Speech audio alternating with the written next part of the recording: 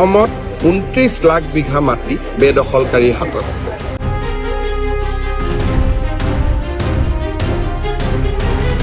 क्या आपने कभी सोचा है कि कोई देश अपने ही अंदर छुपे दुश्मनों को कैसे पहचानता है, और जब पहचान लेता है तो फिर उनके लिए क्या सजा तय होती है? असम में कुछ ऐसा हो रहा है जो पूरे देश के लिए मिसाल बन सकता है। बांग्लादेश से गुस्से अवैध घुसपैठियों पर अब चल पड़ा है बुलडोजर। जी हाँ, बुलडोजर, मगर सिर्फ मकानों पर नहीं, इस बार सीधा उनके हौसले तोड़ने पर। मुख्यमंत्री हिमंता बिस्वा शर्मा ने जो कदम उठाया है वो न सिर्फ सख्त है बल्कि ऐतिहासिक भी, और इसके नतीजे इतने जबरदस्त हैं कि बांग्लादेशी घुसपैठिए अब खुद ही देश छोड़कर भागने लगे हैं। अब सवाल ये है, आखिर ऐसा क्या फैसला लिया गया? किन इलाकों में बुलडोजर चला? किन के घर ढाए गए? और सबसे बड़ा सवाल, क्या ये एक शुरुआत है पूरे देश से अवैध घुसपैठियों को खत्म करने की? आज हम आपको बताने वाले हैं इस पूरे ऑपरेशन की असली कहानी, बिना कोई झूठ, बिना कोई भड़काऊ बातें, सिर्फ सच्चाई, वो भी तथ्यों और सबूतों के साथ। तो बने रहिए हमारे साथ, क्योंकि जो आज आपको पता चलेगा वो शायद किसी ने इतनी साफगोई और दमदारी से बताया ही नहीं। दोस्तों, साल 2025 में असम सरकार ने एक ऐतिहासिक अभियान की शुरुआत की, जिसका मकसद दशकों से जारी अवैध अतिक्रमण की कहानी बदलना था। जहां सरकारी और वन भूमि पर अवैध रूप से कब्जा बढ़ता जा रहा था, वहां अब बुलडोजर एक्शन लागू हो चुका है। 29 जुलाई को शुरू हुए इस अभियान में पहले दिन ही लगभग 120 अवैध संरचनाओं को तोड़ा गया, जिसमें 4.2 हेक्टेयर का वन क्षेत्र शामिल था, और अब तक सैकड़ों एकड़ भूमि पर कब्जा हटाया जा चुका है। इस ऑपरेशन की तैयारी इतनी सख्त थी कि एक साथ पुलिस, सीआरपीएफ और नागालैंड प्रशासन की सहायता से सुरक्षा व्यवस्था सुनिश्चित की गई थी। जैसे ही बुलडोजर चले, अफवाहें फैलीं कि अगला नंबर मोरी गांव और धुबरी का है। उधर गोलाघाट के उरियम घाट इलाके में पहले ही दिन करीब 200 परिवारों को हटाया गया। प्रशासन ने दावा किया कि ये सभी कब्जे असम के रिजर्व फॉरेस्ट एरिया में अवैध तरीके से बनाए गए थे, लेकिन सिर्फ प्रशासन नहीं, डर के मारे लोग खुद भी भागने लगे। धुबरी जिले में, जो बांग्लादेश सीमा के सबसे पास है, वहां कई गांव अचानक खाली हो गए। कुछ लोग अपने घरों के दरवाजे तक बंद नहीं कर पाए और सीधे सीमावर्ती जंगलों की तरफ निकल लिए। जमीनी रिपोर्ट्स के मुताबिक कई संदिग्ध बांग्लादेशी नागरिक एक दिन पहले ही ट्रकों में भरकर गांव छोड़ चुके थे। क्या ये डर सीएम हिमंता की रणनीति का असर था? असल में असम सरकार का ये कहना कि जो भारत का नहीं वो असम का नहीं। मुख्यमंत्री हिमंता बिस्वा शर्मा ने बयान दिया कि अवैध बांग्लादेशी घुसपैठ से असम का डेमोग्राफिक संतुलन बिगड़ चुका है और अब इसे ठीक करना ही होगा। ये वही नीति है जिस पर पिछले 3 साल से वो लगातार काम कर रहे हैं। इस एक्शन के बाद जो तस्वीरें सामने आईं, उन्होंने सबको चौंका दिया। सरकारी जमीन पर बने अवैध स्कूल, पक्के मकान, यहाँ तक कि छोटी मोटी दुकानें भी गिरा दी गईं। रिपोर्ट्स कहती हैं कि कुछ स्थानों पर तो कब्जा करने वालों ने फर्जी दस्तावेज भी बना रखे थे। अब सवाल ये है कि क्या अगला टारगेट पूरे निचले असम को खाली कराना है? जुलाई 2025 तक असम में करीब 5000 हेक्टेयर सरकारी जमीन को अतिक्रमण मुक्त कराया जा चुका है। अकेले गोलाघाट जिले के उरियम घाट इलाके में 120 से अधिक पक्के ढांचे ढाए गए। लेकिन ये केवल जमीन की लड़ाई नहीं थी, ये लड़ाई असम की जनसंख्या और पहचान को लेकर भी थी। मुख्यमंत्री हिमंता बिस्वा शर्मा खुलकर कह चुके हैं कि उनका टारगेट सिर्फ अतिक्रमण हटाना नहीं बल्कि जनसंख्या नियंत्रण भी है। उन्होंने कहा, Population explosion in specific areas is directly related to illegal migration. Eviction is the first step. Next is strict NRC implementation. यानी अब अगली योजना है national register of citizens NRC को फिर से लागू करना। लेकिन सवाल उठता है, क्या वाकई सभी हटाए गए लोग अवैध थे? रिपोर्ट्स कहती हैं कि कई जगहों पर लोगों के पास राशन कार्ड, वोटर आईडी और बिजली के बिल मौजूद थे। कुछ ने कोर्ट में याचिका दायर की, लेकिन प्रशासन ने कार्रवाई से पहले किसी को व्यक्तिगत नोटिस नहीं दिया। राज्य सरकार का अगला टारगेट कौन सा जिला होगा, ये अभी साफ नहीं है, लेकिन शर्मा का इशारा साफ है। असम के जनजातीय और हिंदू इलाकों को सुरक्षित रखना अब प्राथमिकता है। यानी मामला सिर्फ जमीन का नहीं बल्कि डेमोग्राफिक्स और धर्म का भी है।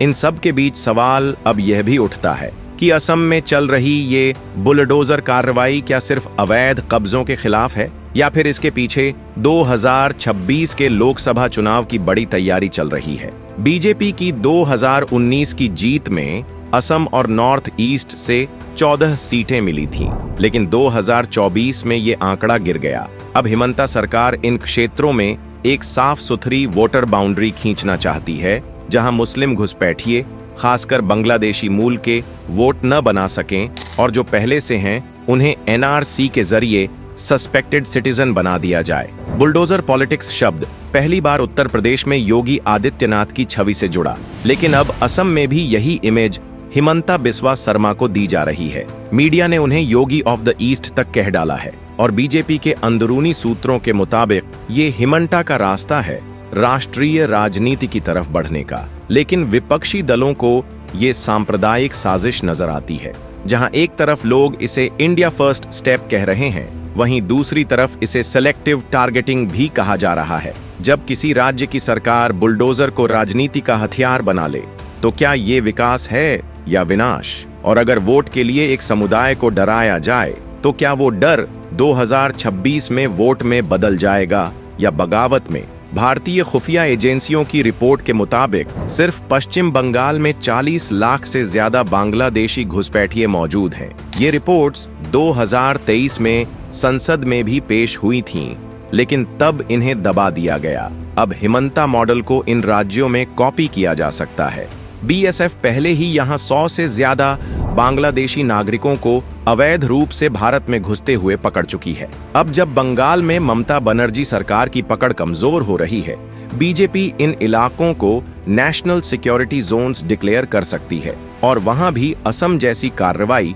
शुरू हो सकती है। सड़क पर लोग कह रहे हैं, हमें फर्क नहीं पड़ता धर्म क्या है, बस घुसपैठियां नहीं चाहिए। लेकिन संसद में कहा जा रहा है, ये बुलडोजर नहीं, संविधान का रोलर है। 1947, 1971, 2003 और अब 2026, हर कुछ दशकों में भारत की नागरिकता का सवाल फिर खड़ा होता है। अब सिर्फ असम नहीं, बल्कि भारत के हर राज्य में नागरिकता साबित करने की तैयारी शुरू हो चुकी है। एनआरसी यानी नेशनल रजिस्टर ऑफ सिटीजन्स, वो सरकारी दस्तावेज जिसमें ये दर्ज होता है कि कौन असली भारतीय है और कौन नहीं। 2019 में जब ये असम में लागू हुआ, तो 1.9 करोड़ लोगों को डाउटफुल घोषित कर दिया गया था। इनमें से लाखों लोग मुस्लिम ही नहीं, हिंदू भी थे। सरकार अब इसको पूरे भारत में डिजिटल रूप में लागू करने की योजना बना रही है। आधार, जन्म प्रमाण पत्र, जमीन के रिकॉर्ड, स्कूल लीविंग सर्टिफिकेट जैसी दर्जनों चीजों को मिलाकर आपकी पहचान जांची जाएगी। अब सिर्फ दस्तावेज नहीं, face recognition, AI based matching, geo tagging तक की मदद ली जा रही है। कई राज्यों में ड्राफ्ट एनआरसी लिस्ट तैयार करने का आदेश दे दिया गया है। दिल्ली, यूपी और कर्नाटका में डिजिटल सिटीजनशिप ऑडिट शुरू हो चुकी है। अगर आपने 1971 से पहले का कोई सबूत नहीं दिया, तो डाउटफुल सिटीजन घोषित हो सकते हैं। फिर मामला जाएगा फॉरेनर्स ट्रिब्यूनल में। अगर वहां भी साबित नहीं कर पाए, डिटेंशन सेंटर आपका अगला ठिकाना हो सकता है। भारत में डिटेंशन सेंटर्स कहां-कहां हैं? पहले सिर्फ असम में थे, अब कर्नाटक, यूपी, दिल्ली, गुजरात, महाराष्ट्र तक फैल रहे हैं। डिटेंशन के पीछे का काला कानून, ये सब होता है फॉरेनर्स एक्ट 1946 के तहत। एक ऐसा ब्रिटिश एरा कानून जिसमें प्रशासन को पूरी ताकत है ये कहने की कि तुम भारतीय नहीं हो। आप कोर्ट में अपील कर सकते हैं, लेकिन तब तक आप कैद में रहेंगे। सालों लग सकते हैं केस खत्म होने में। कई लोगों की मौत हो चुकी है डिटेंशन सेंटर में बिना अपराध किए। अगर कल आपके दरवाजे पर नोटिस आ जाए कि आप अब भारतीय नहीं हैं, तो क्या आपके पास इतना पैसा, वकील और वक्त होगा खुद को साबित करने का? या फिर आपको भी किसी डिटेंशन कैंप में ठूंस दिया जाएगा बिना किसी क्राइम के? 2026 आने वाला है और एक बार फिर सरकार वही कार्ड खेलने जा रही है, सीएए और एनआरसी का कॉम्बो। पर क्या ये वाकई देश की सुरक्षा के लिए है या सिर्फ वोट बटोरने की राजनीति? अगर आपको नहीं पता तो आपको बता दे कि सीएए यानी सिटीजनशिप अमेंडमेंट एक्ट जो कहता है पाकिस्तान, बांग्लादेश और अफगानिस्तान से आए हिंदू, सिख, जैन, बौद्ध, पारसी, ईसाई शरणार्थियों को भारत की नागरिकता दी जाएगी। लेकिन मुसलमानों का नाम नहीं है। एनआरसी क्या है? एनआरसी एक ऐसा रजिस्टर है जिसमें सभी भारतीय नागरिकों के नाम होने चाहिए, यानी सबको साबित करना होगा कि वो भारत के असली नागरिक हैं। अब जरा सोचिए, एक मुसलमान परिवार, अगर उसके पास कागज नहीं है, एनआरसी कहेगा तुम घुसपैठिए हो, सीएए कहेगा तुम्हें माफी नहीं मिलेगी। एक हिंदू परिवार बांग्लादेश से आए, अगर उनके पास कागज नहीं है, सीएए कहेगा कोई बात नहीं, हम तुम्हें नागरिकता देंगे। मतलब एनआरसी सबको घुसपैठियां मानता है, सीएए चुनिंदा धर्म वालों को बचा लेता है और बाकी सीधे डिटेंशन सेंटर में। हर बार चुनाव से पहले एनआरसी और सीएए चर्चा में आते हैं, पोस्टर लगते हैं, घुसपैठियों को भगाओ, हिंदुओं को अधिकार दो।